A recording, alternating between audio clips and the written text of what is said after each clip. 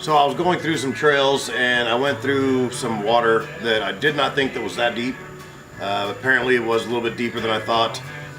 Within seconds of going into the water, my Jeep started bogging down, stalled out, wouldn't start back up. And that's when I determined that it might be hydrolocked.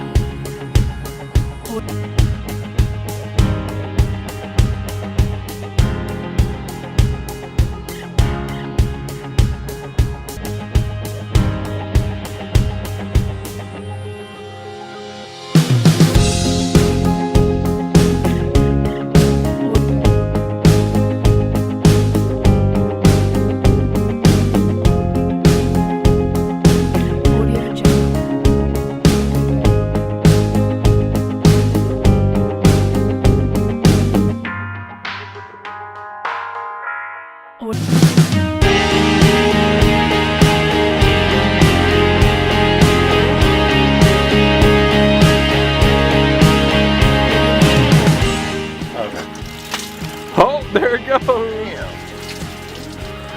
Holy shit! Right there. Look. Oh yeah. I watched it just go whoop. Alright, we've come to the conclusion where It was definitely non-starter, which we thought was the first place. So we put it in second gear, popped the clutch to see if we could get to start. And it wasn't going nowhere, I'd safe to say. So we went ahead and popped all plugs out. Still couldn't get it turned over. Popped the upper pan seal off and noticed that one of the connecting rods on the back left piston is snapped in half. So Yeah, no shit. It's not the starter. So I looked down the intake. We had water down the intake. So we popped the top intake off and there is water standing. And just about every cylinder. Mainly crank it over and there's water shooting out the side of the head where the spark plug goes in.